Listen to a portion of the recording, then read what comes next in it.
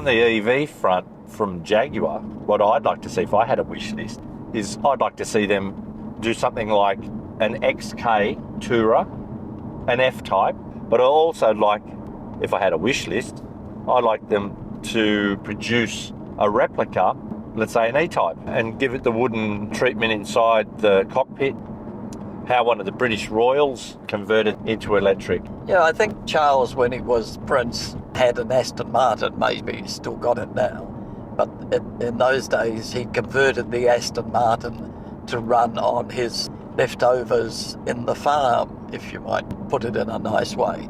So it can be done. How much it affected the drivability and the performance of the car, I've got no idea. Charles was an Aston person. He seemed to move away from Jag. The Queen, of course, the late Queen, was very much of a Jag person, and Prince Philip was very much of a Land Rover person. So yeah, they sort of stuck by that British side. Well, as you should if you're a British monarch. Well, what do they drive today? I'm not sure. I don't know. The official cars, I think, are probably rollers, aren't they?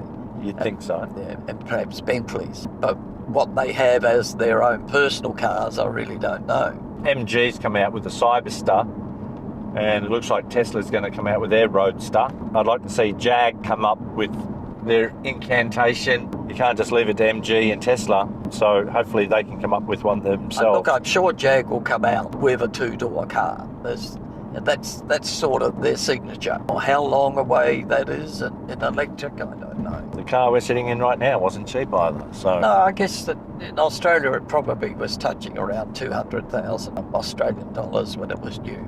Yeah. Yeah, well, of course, you're talking about a day car. I mean, this would be... It could be used as a day car, but it would be expensive to use as a day car. Yeah. We've been to Colo River today from a full tank, and it's showing just above half now. Okay. So, I mean, how many kilometres to Colo?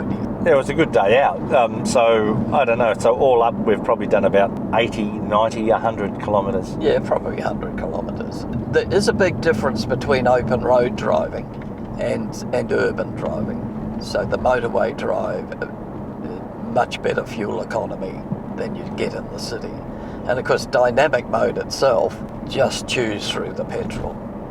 You can almost watch the petrol gauge go down when you're in dynamic mode. But then it's an experience, so, you know, why have the car if you can't experience what it can do? Maybe you don't want to have it on all the time, but we've had it on a couple of times today, and we did before when we did that little blat. Yeah, I think part of the fun of having a car like this is to play with the dials where you get into sport mode and change the suspension, because you can. It's a part of the car. Instead of a boring old family car where you just get in and go, at least with this, you can go into sport mode. So do it and see how she goes. Yeah. That's the fun of it.